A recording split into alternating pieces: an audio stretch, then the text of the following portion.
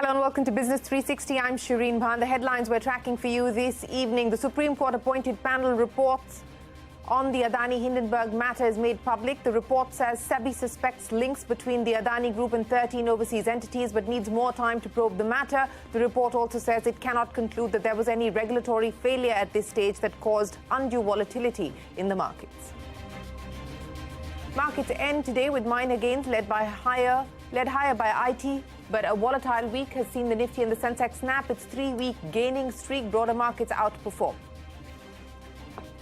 SEBI proposes sweeping changes to mutual funds fees in a bid to bring down cost and increase transparency. Proposes to include all expenses, including brokerage and GST, within the ambit of expense ratio, which is the total fee charged to a mutual fund investor. The big CNBC-TV18 exclusive, Royal Enfield bites the EV bullet, plans to launch its first electric motorcycle by 2025, is looking to invest up to 300 crore rupees from its FY24 capex. The company tells CNBC-TV18 they are building their first EV production line at their plant in Tamil Nadu. That's an exclusive. The Supreme Court dismisses Tata Motors' appeal against Mumbai civic transport body disqualifying their tender for 1,400 e-buses, upholds BSES's decision to award the contract to Evi Trans. The Bombay High Court had upheld the transport body's decision but had ruled the granting of contract to Evi as incorrect as well. Byju's refutes creditors' claims of hiding $500 million via its US-based subsidiary Byju's Alpha. The company says the transfer was within its rights as outlined in Term Loan B agreement, which was intended for driving growth in its global operations. The Company Law Tribunal dismisses IDBI Bank's insolvency plea against Zee Entertainment. The bank had moved the NCLT after Zee defaulted at a 149 crore rupee payment. The tribunal's order comes as relief for Zee amidst merger talks with Sony. 98% of India's white-collar employees are open to new job opportunities as per a survey by recruitment firm Michael Page. However, most of them are happy with the salary and even the workload, but are looking for better job opportunities.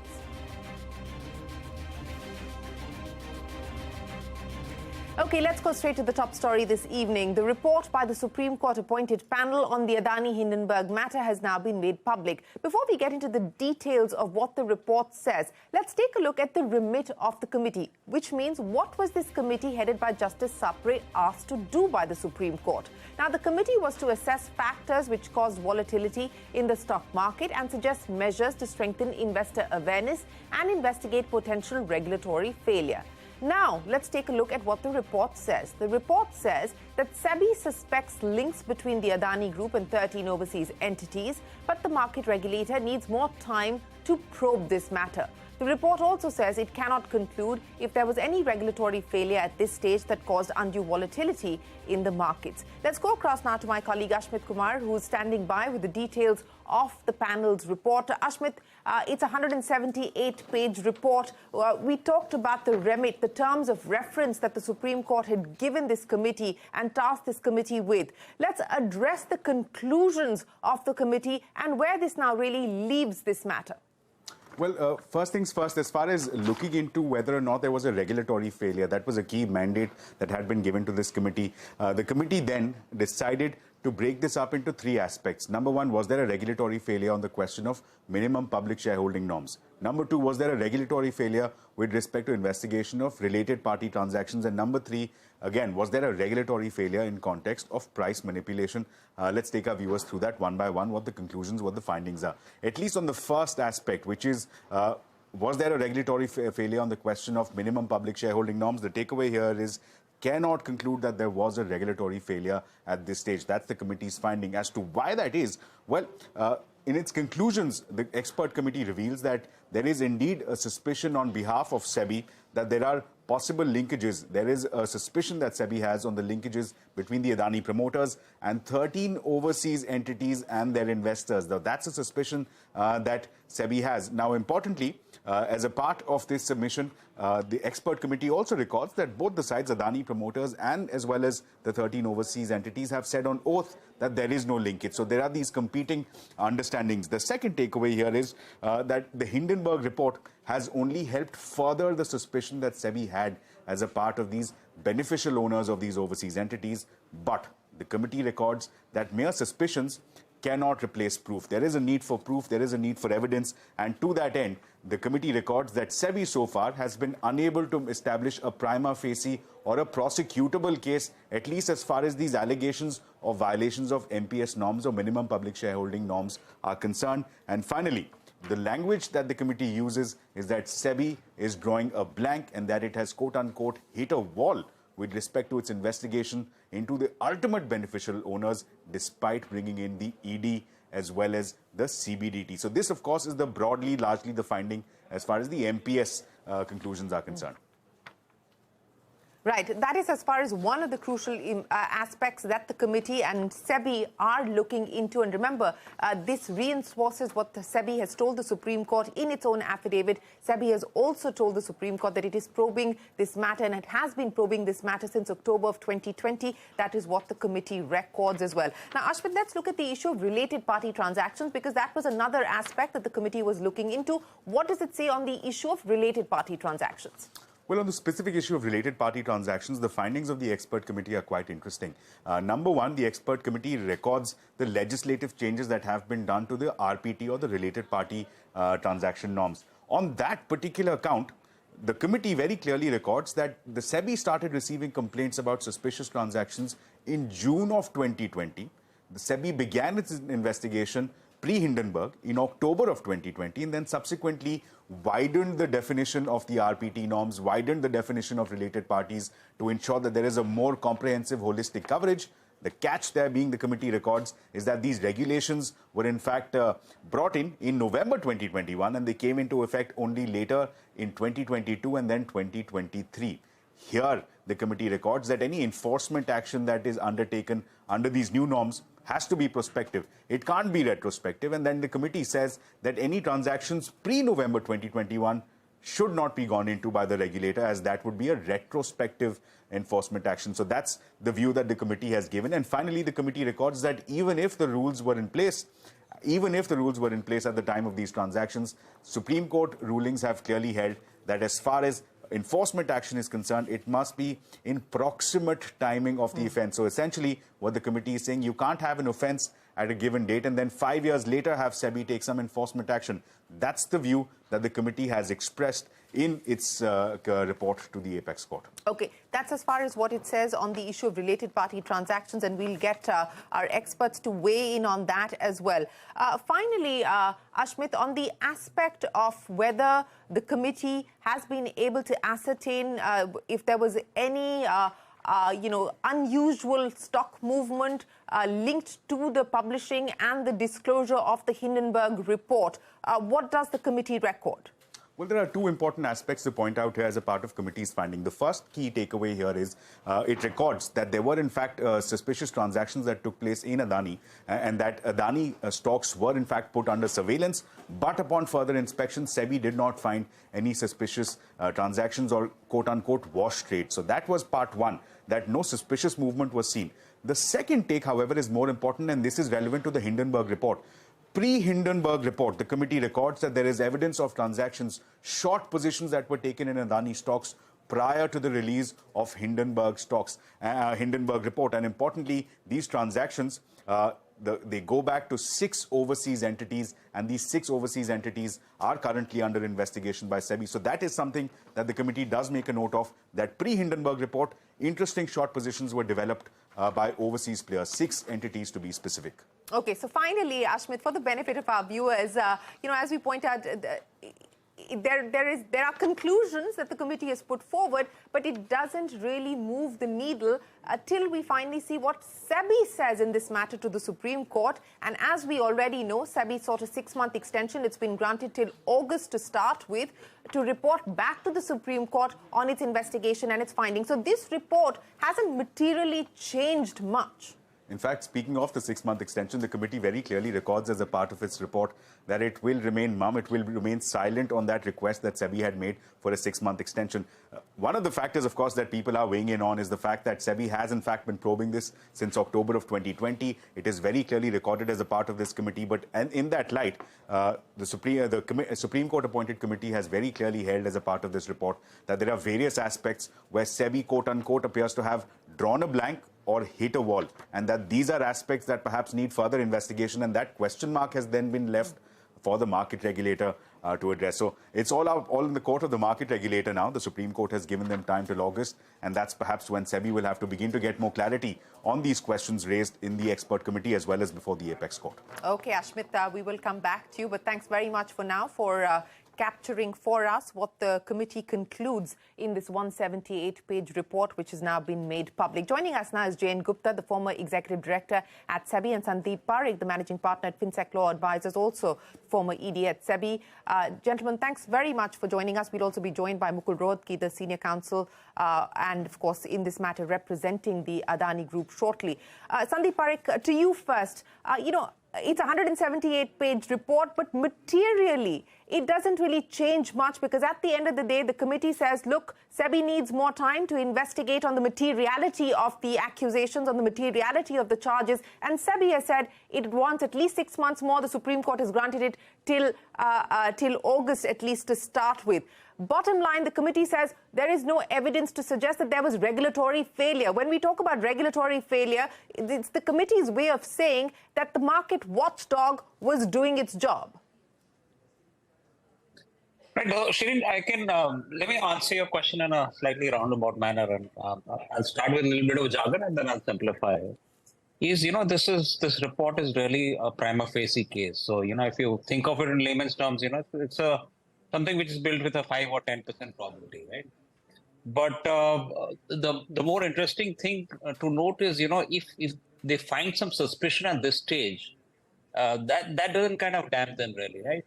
But if they kind of find evidence of exoneration at this stage, that's actually, that's a good sign that they will be exonerated at the end as well, because at the prima facie stage, they've not found them guilty. They're unlikely to find them with a, 100%, the factual scenario being presented. So though I think we cannot, draw too many conclusions from a prima facie report, but a report like this, which really gives a clean sheet to the Adani, I think is probably a signal that it's kind of going to be. But Sandeep, sorry, I'm interrupting you, but I want to understand how you suggest that the committee has given a clean sheet. No, so broadly, they have not found evidence of, number one, manipulation, number two, minimum public shareholding violation.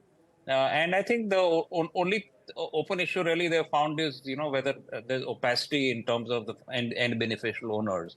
And they are looking at that third point, which according to me is not such a serious issue. I think manipulation is the most serious issue. Minimum public shareholding is not very serious, number one. And secondly, this opacity thing is also not very serious.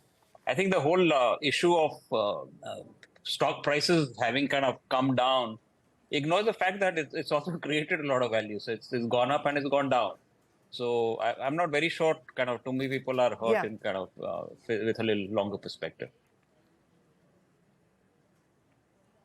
Okay, Mr. Gupta, coming to you now, the ball is back in SEBI's court. And to take the point forward from what Sandeep was saying and what we also heard from Ashmit, which has been recorded by the committee, that SEBI has now been probing the Adani Group since October of 2020. But it seems to be finding it hard to put together a prosecutable case. So at least that is the situation as of today. And the committee again is saying we're not getting into the materiality. That is up to the market regulator. SEBI requires more time, and we will see what transpires at the end of this 3 months or 6 month period, whatever the case is. What, to your mind, is the big takeaway from what has transpired today?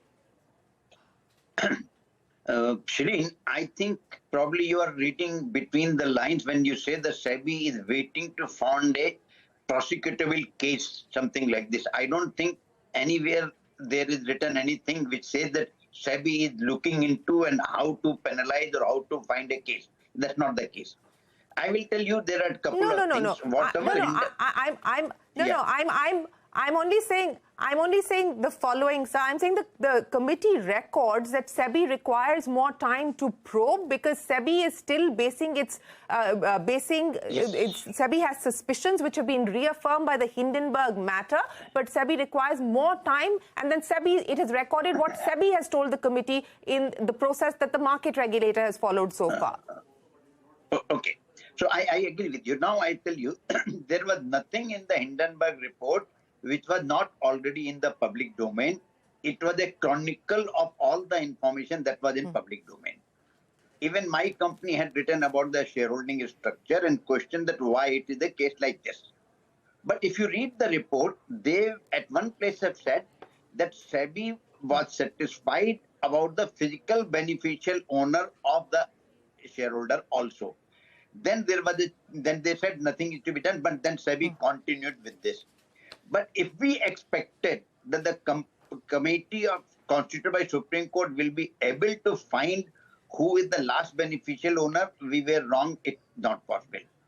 Correct. As far as the price manipulation is concerned, the report Correct. is very clear, and it says that there was no price manipulation noticed. And as I said, that Sandeep will agree, the surveillance system in SEBI is so robust, and I am talking, it was robust in 11 or 12 years back when I was there, and today it is maybe 100 times more robust. And it is very clearly found that there was no price manipulation of any kind, except that just before Hindenburg report, there were some short position. And in normal situation, even though short position would not have raised eyebrow, but since it was predating the Hindenburg report, that is why there is some sort of a connect. As far as volatility is concerned, the committee is on. But I would say that in entire episode, it was, to me, it appeared to be an orchestra that was operating. Look at what happened. Hindenburg report came. The timing was at the time of FPO. And then all political parties and everybody started singing in the same tone. Now, the biggest problem, which question I am raising, I am not a political animal, I don't know anything. They were saying that they are protecting and they are seeking protection for retail investor. But they knowingly or unknowingly cause more loss to the retail investor because of their problem, the prices kept on falling. So my point is this, that we are all the time not knowing who is my enemy. Political parties should fight their political fight as they have fought in Karnataka and done something. But don't have the business, because business will remain whether you are in power or somebody else is in power. Sure. Sure. Let's leave politics outside of this and let's get back to what the report says. And Sandeep, I want to come back to you because, you mentioned that to your mind, the issue of opacity isn't a significant issue, or you don't believe that that is a significant issue. Now, I'm looking at page 113 of the 173-page report, point number 62 of the committee's conclusion. It says, at this stage, based on all the information provided by SEBI, it is apparent to the committee that SEBI has been suspecting 13 overseas entities of having links to the promoters of the Adani Group, and thereby suspecting that the shareholding in the listed Adani stocks in the hands of these 13 overseas entities need not qualify as public shareholding. If such holding is not public shareholding, the listed Adani companies would have violated Rule 19A. At this stage, each of these 13 overseas entities have provided details of beneficial ownership to the respective reporting entities and to SEBI in compliance with the PMLA laws. According to SEBI, there is no demonstration that the persons declared to be beneficial owners are not beneficial owners, but it appears that SEBI is yet not able to make out a case, and such a position of the case not being made out is presented as a prima facie position. So on this front now, Sandeep, and again, I was reading out verbatim so that there is no confusion of what the committee has stated, what SEBI has stated. On this issue now, where do we stand as far as the MPS issue is concerned? And I would imagine that this is now the next step as far as what SEBI tells the Supreme Court, which will finally perhaps put this matter to rest. Right. So when I said that MPS issue and the opacity issue is not a big deal, I was not being flippant. I was being serious, because if you see, MPS is not a big issue in the first place. We have more than a dozen government companies which are not complying with MPS today. we have public sector companies where only 2% is in public domain, right? So I don't really see a big issue in this whole number one opacity, which is really connected to MPS. So MPS is not kind of some serious offense in the first place. Even if they find something very seriously wrong in this, that some Adani entities were holding, I really don't see an issue. I think the critical issue is manipulation, and in that I think they did have got a clean sheet on a prima facie case. Of course, it's subject to further investigation. Right. Now, on the issue of related party transactions, and I want both you and Mr. Gupta to weigh in on this, because what SEBI is essentially saying is that, look, legislative changes need to be in accordance with enforcement as well. And because there were legislative changes that were brought in as far as related party transaction norms is concerned, whatever action the regulator takes must be prospective and must be followed through prospectively, not retrospectively. Sandeep, your thoughts on that front before I get Mr. Gupta to weigh in. Yeah. So I think broadly, the basic legal principle is everything has to be prospective in law, unless there are situations that Parliament decides that something needs to be retrospective.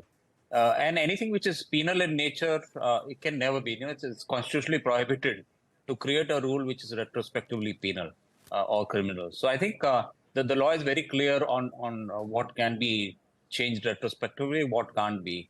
And as a matter of fair principle, even what can be done retrospectively should ideally be avoided.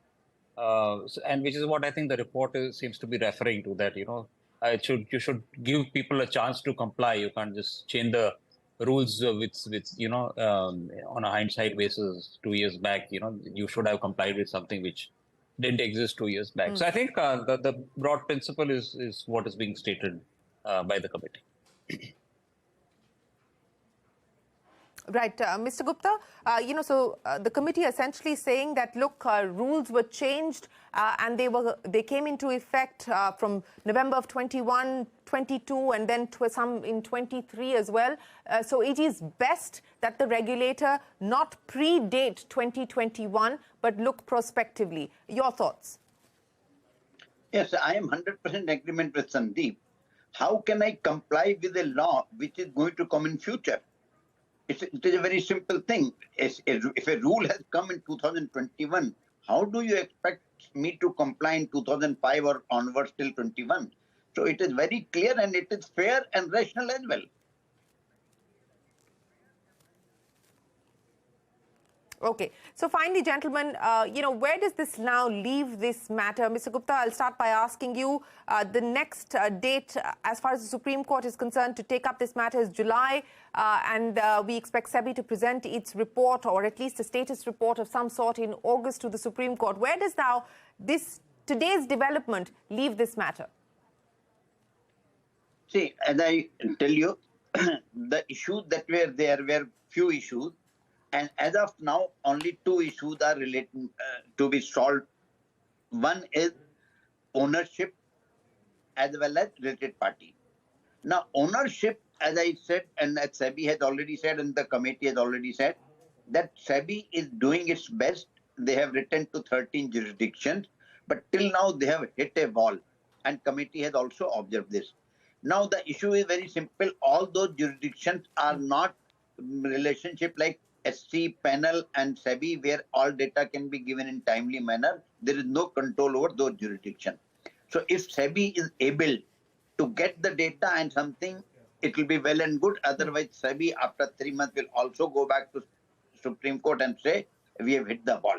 That is one.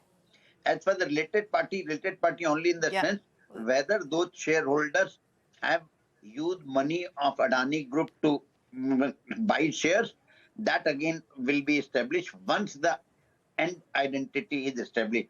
But if I recall, somewhere in the report it is said that a physical beneficial owner was also identified of these companies which are the shareholders. I have to reconfirm, but if that is there, then there is nothing to be done as of now, except we have to see that from where that physical owner got the money for investment. That is another leg. Right. Sandeep, final thoughts with you. Where does this now leave this matter? Yeah. So I think, like I said initially, and really, this is not symmetrical. If you, as I said, if there was a kind of a finding of wrongdoing at this stage, that's right, not a conclusive evidence that wrongdoing has happened. But if at a prima facie stage they find something has not happened, I think I would say it's quite beneficial for the Adani Group, because it seems to kind of go in the direction of exonerating them. And like I said, I think on the MPS issue, I think it's a storm in a teacup. I think the key allegation needs to be the manipulation, which I think at this stage at least they've not found any evidence. All right, Sandeep Parekh, Jain Gupta, appreciate you joining us to take us through what you make of the report that's been put out by the Supreme Court appointed committee headed by Justice Sapre, which had the likes of K.V. Kamath, Nandan Nilekani, O.P. Bhatt as members. And essentially, as I said, the needle is back in SEBI's court, with the committee saying that there are issues that SEBI has. There are suspicions that SEBI has on specific issues that have also been raised by the Hindenburg report. But the SEBI investigation into those issues predates the Hindenburg report, and the committee saying that SEBI requires more time to be able to probe those matters. Let's cut across to Mukul Rohatgi, the counsel for the Adani Group. Adani group के share की prices stable हैं। वो 24 जनवरी के पहले की prices तो नहीं है, लेकिन जहां पर भी हैं वो स्टेबल हैं। इन्वेस्टर का कॉन्फिडेंस है और अडानी ग्रुप ने कई चीज़ें करी है अडानी अपने इन्वेस्टर कॉन्फिडेंस के हक में, और there is no real reason to worry. और सेबी ने भी अपनी एक्सपर्ट ओपिनियन आज तक जो दी है कमेटी को, वो यही है कि कई लोगों ने शॉर्ट सेलिंग ज़रूर करी 24 जनवरी को या उसके आसपास, लेकिन उसमें अडानी ग्रुप का हाथ नहीं है, कोई रेगुलेटरी फेलियर नहीं है। लेकिन कमेटी ने कहा है कि भाई ये जो कानूनी नियम हैं सेबी के और नियम जो हैं उनको और पुख्ता किया जाए, उनको स्ट्रेंथन किया जाए। वो आगे बात फ्यूचर की है।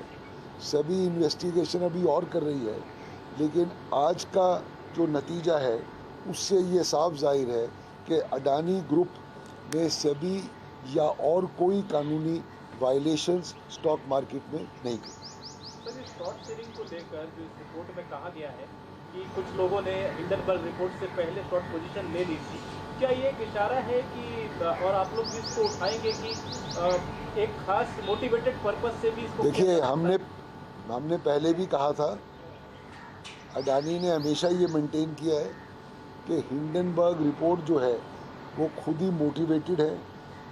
उनका काम ही ये है कि पहले एक क्राइसिस क्रिएट किया जाए, उस टाइम पे शॉर्ट सेलिंग करी जाए, फिर सस्ते में ख़रीदा जाए और महंगे में बेचा जाए। ये हिंडनबर्ग का काम है, और ऑब्वियसली हिंडनबर्ग से या जान के या बगैर जाने ये रिपोर्ट हिंडनबर्ग की जो आने वाली थी वो कहीं ना कहीं लीक हुई है। लोगों ने इसका अनऑथराइज्ड फ़ायदा उठाया है, लेकिन इस फ़ायदे से अडानी का कोई कंसर्न नहीं है। ये भी एक क्लियर फैक्ट है। एक रिपोर्ट में ये लिखा है कि 800 से ज़्यादा ट्रांजैक्शन है जो अडानी ग्रुप के वो अंडर इन्वेस्टिगेशन है 2020 से लेकर अब तक, और 4 रिपोर्ट जा चुकी है। 13-14 कंपनी है जिनके ऊपर इन्वेस्टिगेशन चल रही है। देखिए, मैंने आपको बताया सेबी की इन्वेस्टिगेशन चालू है, लेकिन सेबी ने जो आज तक कहा है उसका मजमून आपको सुप्रीम कोर्ट के जज की कमेटी में साफ जाहिर है, और वो ये जाहिर करता है कि आज तक कोई वायलेशन अडानी ग्रुप की नहीं है किसी भी मुद्दे पे। चाहे आप ले लें रेगुलेटरी फेलियर पे, चाहे आप स्टॉक प्राइस मैनिपुलेशन पे, चाहे स्टॉक शॉर्ट सेलिंग पे या रिलेटेड पार्टी ट्रांजैक्शन पे, कोई ऐसी चीज़ नहीं है। लेकिन हमेशा जब कोई रिपोर्ट या कमेटी देखती है तो वो उसके तौर तरीके भी देखती है, क्या पैरामीटर्स हैं, और उनको पुख्ता या स्ट्रेंथन करने के लिए हर कमेटी को काम करना चाहिए। और अडानी ग्रुप भी उससे कोऑपरेट करेगा कि अडानी के खिलाफ तो कुछ निकला ही नहीं है, अल्टीमेटली आप बात सबसे बड़ी बात ये समझिए कि ये अटैक बोलने के लिए तो अडानी ग्रुप पे है, लेकिन इसका इम्पैक्ट किस पे है? सिर्फ मिस्टर अडानी पे तो नहीं है ना, ये इम्पैक्ट उनके लाखों शेयर होल्डर पे पड़ा है, जिनके खिलाफ ये रिपोर्ट ऐसी आई है, बेबुनियाद रिपोर्ट है। तो स्टॉक में जिन्होंने लोगों ने इन्वेस्ट किया है, चाहे 10 शेयर हो, चाहे 100 हो, चाहे 1000 हो, उनकी स्टॉक वैल्यू को अफेक्ट हुआ है, अफेक्ट वो हुआ है। तो really speaking this is an attack on the Indian stock market and the lakhs of shareholders who have put their faith in this Adani stock like any other big stock, and really they are the ones who are being affected.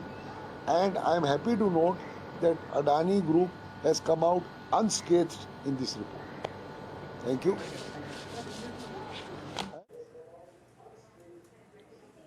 Well, that is Mukul Rohatgi, the counsel for the Adanis. They're commenting on the Supreme Court committee's report that has now been made public. With that, it is time for us to wrap up this edition of Business 360. Do stay tuned. A lot more coming up right after this.